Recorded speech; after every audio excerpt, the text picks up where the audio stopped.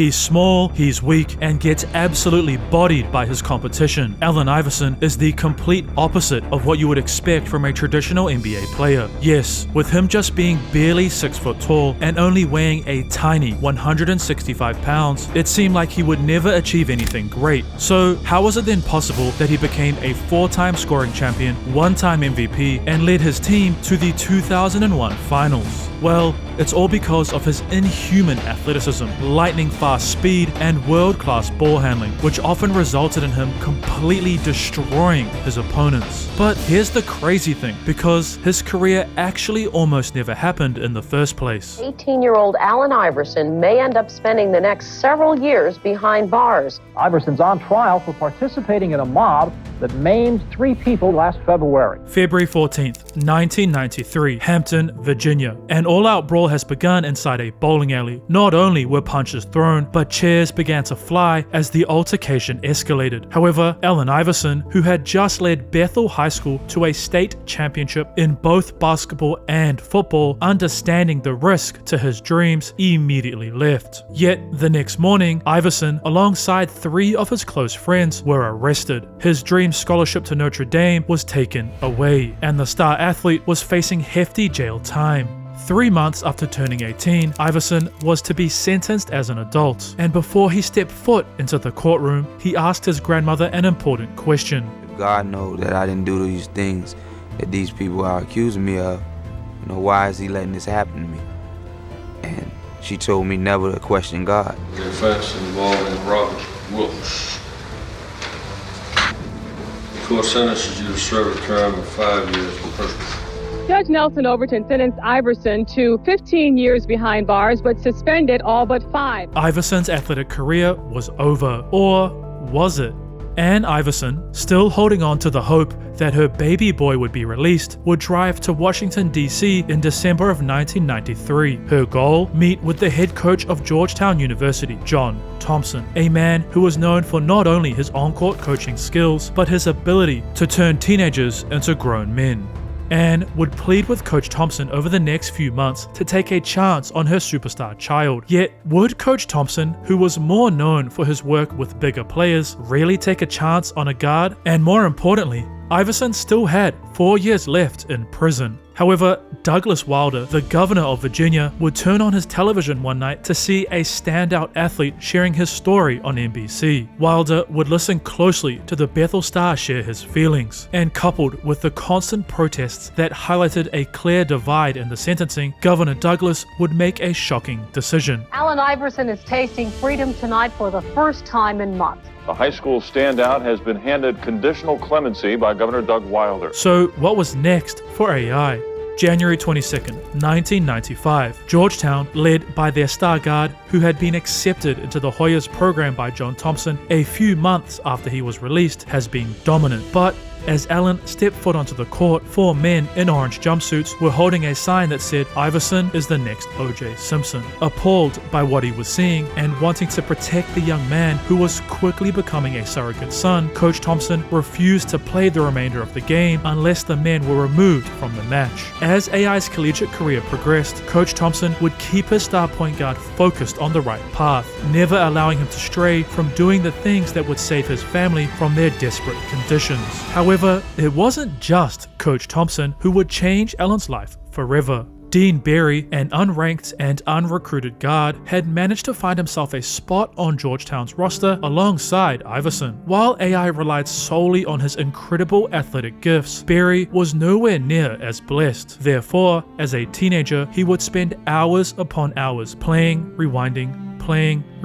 VHS tapes in order to study every detail of his NBA idol's moves. Throughout a practice in Allen's freshman season, Berry would use his signature move on the superstar recruit, dominating the Hoya starting point guard with ease. While many would become frustrated, Iverson remained humble, asking the walk-on to teach him this deadly move, which when combined with the Bethel standout's athletic ability would be literally unguardable. I knew that once I got an opportunity that I was going to showcase my God-given ability. Over the course of the 1995 and 1996 season, Allen would truly master the crossover move that Dean had taught him, leaving his defenders hopeless. If they didn't bite when the Georgetown guard showed the ball, he would simply blow right by. And if they reached towards it or took away his drive, Iverson would cross the ball over with lightning speed. This combination of skill and talent allowed the star guard, who stood at barely 6 foot tall, weighed no more than 165 pounds, and had no interest in adding muscle to his small body because I don't lift weights. They too heavy. allowed him to dominate. Allen would average 25 points, 3.4 steals, and 4.7 assists per game, leading his team to back-to-back March Madness trips. And this wasn't all, because Iverson would do something that no other athlete who played under Coach Thompson had done before. Because after his sophomore season, AI became the first athlete in program history to leave early. But why would Coach Thompson, who cared just as much about academics as he did championships, allow this to happen? Like, my sister was suffering from seizures and she needed a personal specialist. So that I thought about a lot of that before I made my decision. And my coach stuck with me. I mean, he said, go take care of your family. But given his tiny frame, would Iverson's game translate to the NBA? After everything that I've been through, I finally made it to the point that I really wanted to get to. It was like a tribute to all the people that helped me get there. It was just a great feeling. I felt like my life was starting to amount to something. November 1st, 1996. Iverson has just dropped an insane 30 points in his debut NBA game, and throughout the remainder of his rookie season, Allen would answer all the questions posed by reporters and fans. His tiny frame didn't stop him from destroying the league. Man, I'm taller than that guy. I'm bigger than that guy. How does he do it against these monsters? And it wasn't just his numbers that were mind-blowing, because AI, who had earned the nickname The Answer, was willing to do anything to help his 76ers win games. I had a bet with my cousin how many times he's gonna hit the floor tonight. That was only one. That's the first time. That's it. I got 3. The Sixer rookie didn't play with just a passion for scoring. He had an insatiable desire for winning. But would he be able to continue his domination against the best team in the NBA? March 12, 1997. The 21-year-old guard has had this matchup circled on his calendar since he was a young boy, sitting as close to the TV as possible in order to watch his idol play up close. And late in the third quarter, Iverson would do something that would shock the world. Iverson draws Jordan now. Watch this. Big, nice play. As the season came to a close, the star guard would score 40 or more points 5 games in a row, including setting what was at the time the most points by a rookie against the Cleveland Cavaliers. Allen would cross his way to an insane 50 points, and AI would achieve his first goal in the league. Pleasure on behalf of the Philadelphia 76ers to present our rookie, Allen Iverson, with the Schick NBA Rookie of the Year award. Yeah! However, despite the addition of who was quickly becoming the new face of the NBA, Philadelphia only managed to win 22 games during the 1996-1997 season. Therefore, something had to change. I feel great in introducing to you the head coach of the Philadelphia 76ers, Larry Brown. Yeah! Brown, who was well known for his tough coaching style and unwillingness to allow his players to play outside of what he viewed as the right way, would push his new point guard to pass the ball more. Therefore, in a preseason shooting drill, Allen, upset by his coach's comments, refused to shoot. Instead, he would rifle the ball back to his teammates whilst yelling, "I'm Muggsy Bogues, I'm Muggsy Bogues." And this was only the start of the issues for the reigning Rookie of the Year, because throughout the season, he was not only suspended by the NBA's commissioner, David Stern, but also by his head coach for missing multiple practices and being late to shoot-arounds. While Coach Brown had hoped suspending his point guard would help, the problems didn't stop. Therefore, Allen's new mentor would look to the media to further his personal agendas. But there was always something that would quiet the pair's beef. March 13th, 1998. Not only did AI drop 34 points, but he would throw 10 assists, a performance that led Philly to a 21-point victory and Coach Brown to stop making comments to the media. However, the addition of their new head coach only added an extra 9 wins, meaning the 76ers had still failed to make a playoff berth. Yet Larry had a genius idea that he knew would change Philadelphia's fortunes. Firstly, the 76ers would trade away almost their entire roster, a vital step as Coach Brown was going to move the player who had been a point guard his whole life to shooting guard. You could hear and see and smell the cynics and the critics. Allen Iverson can't play two guard. Look at the size. He'll get murdered in the matchups. But would this plan really work? Well, in their fourth game of the 1998-1999 season, Iverson continued to dominate the open court, but it was in their half-court offense where the changes Philadelphia had made would shine. You see, the answer no longer had the pressure of handling the ball for full possessions. He would instead run off screens with one goal in mind: score. Second quarter, they come in trailing by 3. Tim Thomas, beautiful backdoor delivery. However, things weren't all positive in Philadelphia, because late in the regular season, after a poor first half performance from his star guard, Coach Brown decided to keep Iverson on the bench longer than he was comfortable with. Therefore, as Allen went to check back into the game, he angrily yelled, "Finally!" as he walked past his head coach. Frustrated with his new shooting guard's comment, Brown would have the answer return back to the bench, meaning for the first time in his career, Iverson finished the game having only played 12 minutes. Yet, despite the pair disagreeing on playing time, they were certain AI's move to shooting guard was genius, because for the first time in his career, Iverson would win the NBA scoring championship, leading the league with 26.4 points per game. And this wasn't the only area the Virginia Natives team was improving in, as for the first time since they drafted him, Philadelphia was set to make their playoff debut against the Orlando Magic. However, would Allen be able to dominate in a playoff environment where teams would have at least 4 games to figure him out? Game 1. Allen, with the elite combination of insane individual skill and incredible athletic ability, would dominate the Orlando Magic en route to a 30-point playoff debut performance. While the rising superstar did struggle in Game 2, the answer would bounce right back, scoring 33 points in Game 3 alongside 37 in Game 4. Iverson's introduction to the postseason was a success. AI had put the Sixers on his back, carrying them to a second-round matchup against the Indiana Pacers. May 23, 1999, Philadelphia star shooting guard has continued his domination, averaging an incredible 30 points over their first 3 games. However, it was Reggie Miller and the Pacers who were dominating the win column, and after just 4 games, it would be Indiana moving on to the Eastern Conference Finals. Although Allen was devastated he had fallen short of his title dreams, it was clear his team was building towards championship contention, or were they? Because after another second half benching in the following season from Larry Brown, Iverson would erupt. I mean, it was just tough on me because I never been sat down a whole half in my career if nothing was wrong with me. And y'all know me, you take me out for 2 minutes and I get upset about it, because not because I'm selfish or anything like that. I'm just competitive and I want to be out there on the floor helping my teammates. Requesting a trade from the team who picked him number 1. However, as the 1999-2000 season progressed, Iverson would begin to regret the comments he made in frustration. I didn't know. I woke up scared every morning, not knowing that if I was at another team or not. Vowing to the Sixers that he was willing to make a change. He wanted to take full responsibility for the team's success as well as their failures, and fully buy in to Coach Brown's vision. Yet these revelations were too late, as after another playoff series defeat at the hands of Reggie Miller, Philadelphia had traded their star guard to the Detroit Pistons.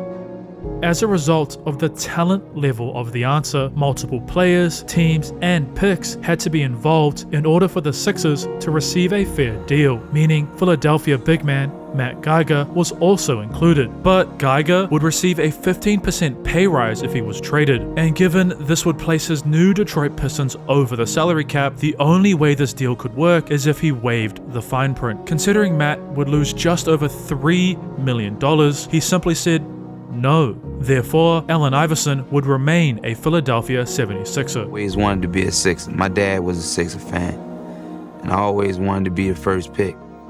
And I never wanted to leave Philadelphia. I wanted to start my career as a Sixer and finish my career as a Sixer. And then for all that stuff to be going on, it felt bad. It was a bad time for me. But given his head coach had literally just traded him, would the pair be able to fix their relationship? December 15th, 2000, the Sixers have just lost by an embarrassing 15 points to the Dallas Mavericks. Angered by his team's poor effort, Coach Brown would enter the locker room and berate his players. But this time, every Philadelphia athlete just looked towards their head coach in disgust, because they had started the season 10-0. Iverson had stepped up to become the team's captain, and the players were no longer interested in listening to their leader belittle them. Thus, Coach Brown, believing he had lost power over his athletes, would take a leave of absence and spend his time away from the team, considering abandoning the 76ers altogether. Many, including those within the team, began to wonder, would this be the end of Philly's success? Pat Croce, the eccentric 76ers president, knew that he had to step in to save his franchise. He forced his two vital pieces to meet, and Pat would help each party better understand the other's point of view. Croce would highlight that the way Coach Brown spoke to Iverson reminded him of the prison guards, and he helped Allen understand what Larry was trying to do. He was trying to help me all along. February 11th, 2001. Thanks to Pat's mediation, his team continued on their path of domination. The answer was the front runner for MVP. The Sixers were the #1 seed, and Larry Brown was coaching the Eastern Conference All-Star team. However, the pair found themselves down 21 points with 9 minutes remaining, and neither of them wanted to go home empty-handed. So Allen, fueled by his competitive drive, would score bucket after bucket, decimating the Western Conference's defense. His work would lead the Eastern All-Stars to the largest comeback in the game's history, earning the answer the All-Star MVP award. Yet, it's what AI said when he received the award that would shock the world. Where's my coach? My coach, Coach Brown. Is he around? This is a tribute to Coach Brown, my teammates, my family, my friends. But something tragic would happen shortly after. Theo Ratliff, the Sixers starting big man, who had nearly recorded a triple-double with blocks, would break his wrist and was likely to miss the start of their title run. Philadelphia's incredible turnaround was in jeopardy. Something had to change, and fast. However, in order to achieve their first title since the 1983 season, Allen would have to do something he had never been able to do before. April 21st, 2001. Philadelphia is up 2 points with 11.7 seconds remaining. All they need to do is stop Indiana from scoring, and they will take a 1-0 lead. Blow an 18-point second half lead. Don't waste time here. Jalen Rose out in front. Reggie for three. Miller, a three. Bang! Miller gives the Pacers the lead with 2.9 remaining. Snow will inbound with Foster jumping up and down. Iverson shooting this. Miller bumps him, knocks him down, and there's the buzzer. A brilliant and improbable comeback by the Indiana Pacers. Down by as many as 18 in the second half. They steal game one on the road. For the third straight season, the Sixers found themselves down in a playoff series against Indiana, and many felt that yet again it would be the Pacers moving on. But this time, Iverson would work closely with his head coach at practice between games 1 and 2, making key adjustments to how they would run their offense. AI would play a pivotal role off the ball, coming off screens, cutting to the rim, and then using his signature bag of tricks to find beautiful baskets. Iverson would end the night having dropped an insane 45 points, leading his team to tie the series. And over the next few days, the answer didn't let his foot off the gas. No, he kept his foot firmly pressed on the Pacers' necks, dropping 32 in Game 3 and 33 in Game 4, leading his 76ers to finally eliminate the Indiana Pacers. But could he achieve another first and lead his Sixers out of the second round? May 16th, 2001. Before Game 5 began, Iverson was presented with an award he had dreamed of receiving since he was a child. Yet, his team, in spite of his 35.8 point, 4 steal, and 5.3 assist averages, were unable to take a lead in the series against Vince Carter and the Toronto Raptors. Philadelphia's struggles caused many to question. A lot of people affectionately refer to you as the little guy, but could you come up any bigger for your team? I hope I can. I always play with my heart. I play with my heart first, because I feel like that's all I got. The answer would live up to his nickname, exploding past his defenders with ease, coming off screens with precision, and shifting his defenders with his insane ability to stop on a dime. Not only did AI destroy the Raptors with his scoring, he was beginning to flourish as a passer, finding his teammates when they were open for easy buckets. Allen would end Game 5 with 52 points, 4 steals, and 7 assists, but most importantly, the W. Yet 4 days later, it was Toronto who once again refused to be eliminated, and with 2 seconds remaining, they had a chance to put the final nail in Philadelphia's season's coffin. Curry has it. Carter trying to get free. Carter at the buzzer. No good. And the Sixers hold on and advance to the conference finals. However, while his fiery passion carried AI to his Eastern Conference Finals debut, it was the heart he played with that would ultimately lead to his demise, because Allen was forced to sit out of the must-win Game 3 against the Milwaukee Bucks. As Philadelphia's medical staff feared, he was mere seconds away from being ruled out for the rest of the season. But without their star, the Sixers struggled, finding themselves down 2-1, and their championship dreams slipping further and further out of reach. Philly superstar knew just how much his team needed him. Therefore, he would put on his jersey, tie up his Reeboks, and step foot onto the Bradley Center court in Milwaukee for the must-win Game 4. Battered and bruised from their intense battles with Indiana and Toronto, many assumed Iverson would simply be used as a decoy. However, this was far from the truth. The answer, in an inspiring performance, would put his body on the line once again, scoring 28 points, throwing 8 assists, and inspiring his team to tie the series. But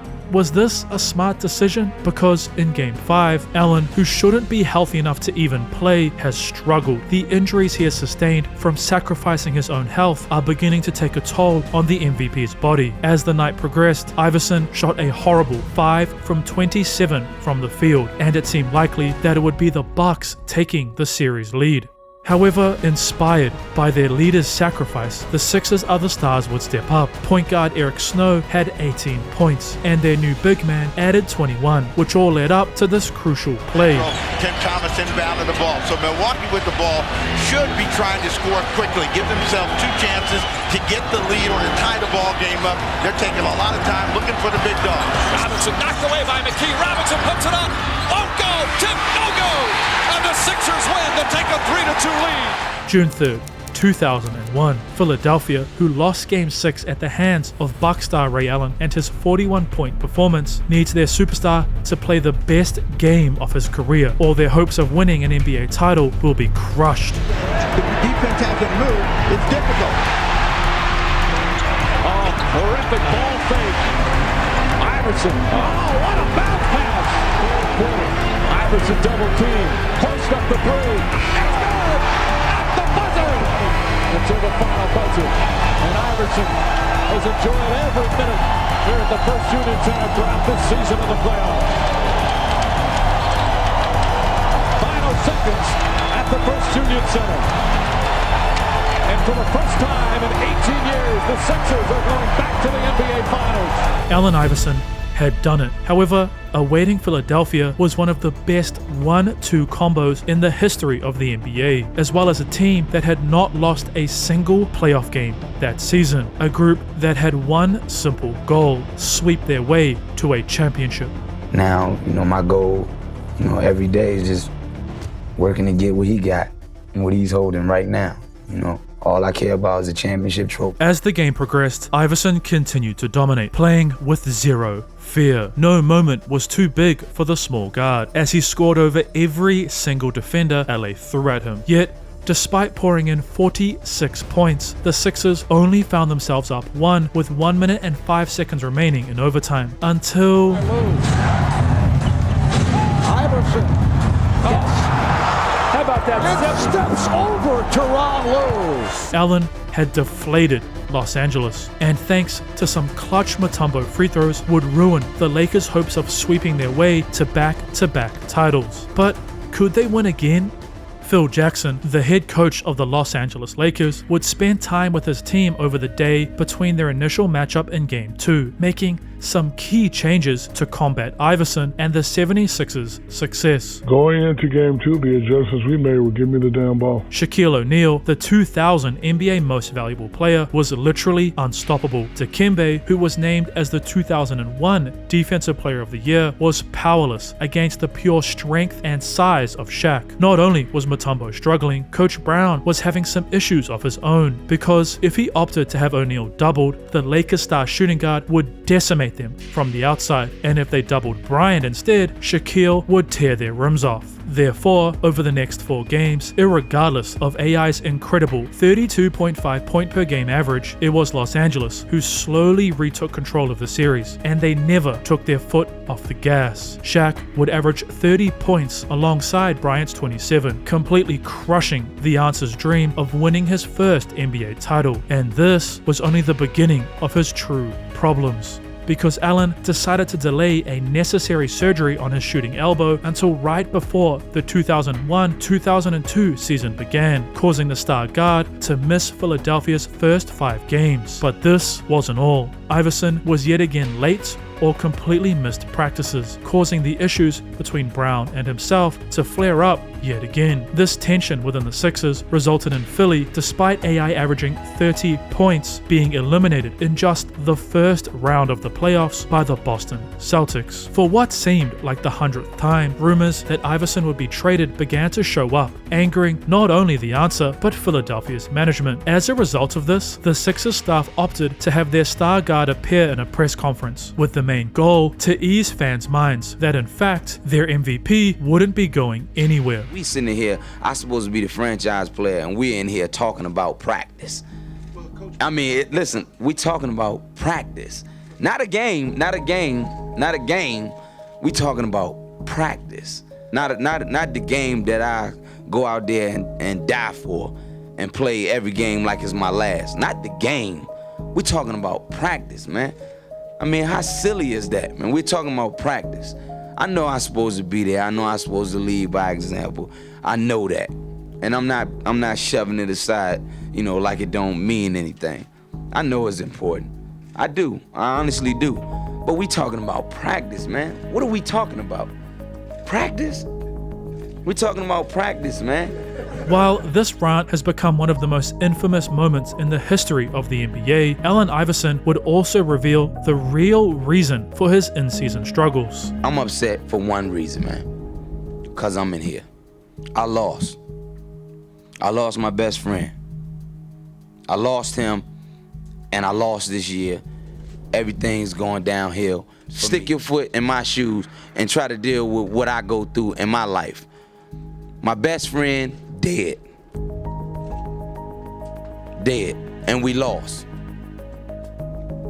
And this is what I gotta go through for the rest of the summer. Whilst the Answer was devastated to have been eliminated in just the first round of the postseason, the extra time off gave the superstar an opportunity to recover from his long list of injuries, meaning AI came into the 2002-2003 season with one thing in mind. I wanna win, man. That's all I care about. I've been in the league 6 years. I got no title, a bunch of individual awards that don't mean nothing. Over the course of the year, Allen, for the first time in his career, would play all 82 games, lead the NBA in minutes played, and further buy in to Coach Brown's teachings. Because despite technically playing as a shooting guard, Iverson would have 6 10-assist or more performances, which helped his Sixers grab the 4th seed in the East and a first-round matchup against the New Orleans Hornets. However, given that they had just failed in this exact same situation, could they actually make it out of the first round? 20th of April 2003, focused on finally achieving his title dreams, Allen would score an insane 55 points throughout Philly's Game 1 victory, and 12 days later, AI put the dagger in Hornets fans' hearts. With each bucket, he plunged the knife a little deeper, scoring 45 and eliminating New Orleans. But awaiting the Sixers in the second round was the 4th best defensive team in the league, the Detroit Pistons. Game 5, Iverson has struggled throughout this must-win match. The Pistons' intense defense has held him to just 12 points. Yet Allen, who had been through so much in his 27-year life, was fearless. A poor shooting night did nothing in wavering his incredible confidence, and with the game on the line, he delivered, hitting a difficult, fading bank shot to tie the game. Now, all the Sixers had to do was stop Detroit from scoring. Still stuck at 20 points. Tayshaun Prince in the corner, pounded by McKee. 10 on the shot clock. Here's Prince, determined to go in with a great spin move and a lay-in by Tayshaun. Coach Brown would call timeout to drop a game-winning out-of-bounds play that was focused on using his superstar guard's gravity to find Eric Snow wide open for what seemed like the dagger. Yet again, all Philly needed to do was stop their opponent from scoring. Having trouble, he gets it into Atkins, and Atkins' shot goes off.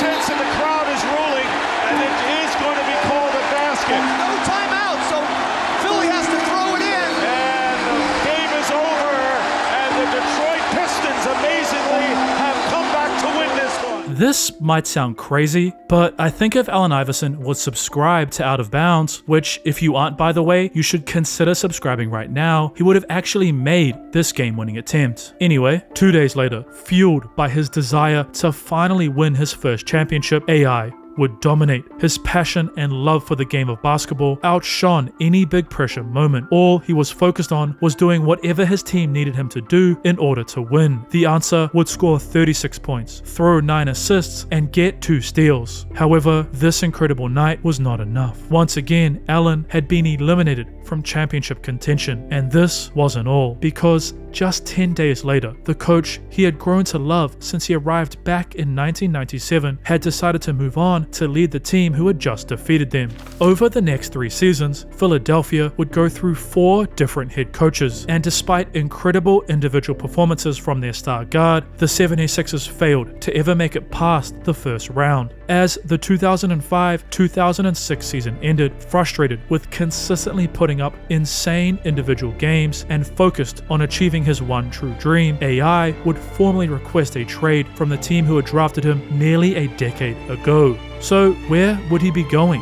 20th of December 2006, the day has finally arrived. The Denver Nuggets have traded Andre Miller to Philadelphia in exchange for a player they believe can create the league's best 1-2 punch. However, thanks to an all-out brawl 4 days before AI was moved, Carmelo Melo Anthony alongside J.R. Smith, the Nuggets star bench player, were suspended for double-digit games, meaning Allen was immediately the focal point of Denver's head coach George Karl's offense. And this time, having learnt from his failures in Philadelphia, Iverson bought in to George's vision. Coach Karl emphasized taking more efficient shots, urging his new guard to try and score more layups, or look to take an extra step back on his jump shots and shoot threes. Because of this new philosophy, AI would shoot a career best 45% from the field and lead his team to end the season winning 16 of their final 21 games. The answer had earned another opportunity to chase the elusive trophy that had been avoiding him for over a decade. April 22nd, 2007, Iverson, alongside his new running mate Carmelo, would score a combined 61 points against the San Antonio Spurs. With Allen dropping 31 and Melo adding 30, it seemed like the Nuggets duo was literally unstoppable. However, the Spurs, who had won the 2003 and 2005 NBA championship, were a formidable opponent, and their head coach, Greg Popovich, would deploy a new defensive strategy. Denver's star guard was allowed to shoot as many times as he wanted, which resulted in the other Nugget players being cold when they finally received the ball, and therefore were far more likely to miss. This change in strategy by Coach Pop would see the Spurs turn the series back in their favor, and San Antonio would gentlemen sweep Denver out of title contention. Yet, given that Iverson lacked time to truly gel with his Denver teammates, he believed they would see further success in the 2007-2008 season. Or would they? Well, Once again, AI would appear in all 82 games that year, leading the whole league in minutes played, scoring 26.4 points, throwing 7.1 assists, and getting 2 steals per game. Not only did Allen have a great individual year, Denver would add an extra 5 wins to their record, but they faced some issues. You see, the Western Conference was stacked. Despite winning 50 games, the Nuggets were only the 8th seed, which meant they would have to face the retooled and reloaded number 1 seed Los Angeles Lakers in the first round. As Game 1 continued, the 1-2 duo of Iverson and Anthony continued to prevail. Once again, the pair combined for 60 points, yet it was Los Angeles who would win Game 1. At this stage, Allen was powerless to stop the Lakers star shooting guard, who was fueled, much like Iverson, by his failures since 2004 to finally return to the top of the mountain. Kobe would score 49 points in Game 2 and top off the LA sweep with 31 in Game 4. At 32 years old, Iverson had failed once again to achieve his dream, and this was the beginning of the end for the answer. Because just 3 games into the 2008-2009 season, Denver would make a shocking move. The Nuggets front office opted to trade for the Colorado native point guard Chauncey Billups, a decision that would send their own star guard to the Detroit Pistons. Upon arrival in Michigan, Iverson was promised a starting role alongside shooting guard Richard "Rip" Hamilton, and Allen's play continued as normal. The former MVP would average 17.4 points, incredible for an undersized guard at 33 years old. However, AI's past would start to catch up to him, as unfortunately for the 10-time All-Star, the wear and tear on his body began to add up, with the answer suffering a back injury that kept him out for 16 straight games. But this wasn't all. You see, head coach Michael Curry would make a shocking move. During the time he was missing his superstar guard, Coach Curry experimented with having Rip as their full-time starting shooting guard, making the choice to have Iverson come off the bench instead. Angered by his new leader's sudden change of mind and reversal of the word he was given to start the season, AI decided to sit out the remainder of the year. Given his age, health, and unwillingness to come off the bench, would this be the end of Iverson's career? Well, in September of 2009, the 4-time scoring champion would find a new home with the Memphis Grizzlies, signing a single-year contract for $3.1 million. However, yet again, Grizzlies head coach Lionel Hollins would bring Allen off the bench, and after losing just his 3rd game with the club, Iverson met with Memphis's management team and asked for a leave of absence, reportedly needing time to clear his head. But a few days later, believing their new guard would never be truly happy and content in an off-the-bench role, the Grizzlies would waive the answer. Once again, it seemed like the former superstar's career was over. But there was one team willing to take a chance on the now 34-year-old, because after losing scoring guard Lou Williams to injury and wanting to spark fans' joy, the team who drafted AI would bring him back. Head coach Eddie Jordan wooed the former Sixers star with some very simple words, and Allen seemingly picked back up where he left off. Once again, Iverson was starting. He averaged 13.9 points and was named to his 11th All-Star game. However, things would take a tragic turn in February of 2010. Messiah Iverson, the Philly guard's daughter, came down with a serious illness that required her father to take a leave of absence from the team. Given AI's immense respect and love for the 76ers franchise, he informed management to waive his contract, as Allen didn't want to be a distraction, and he needed to allow himself space to support his family.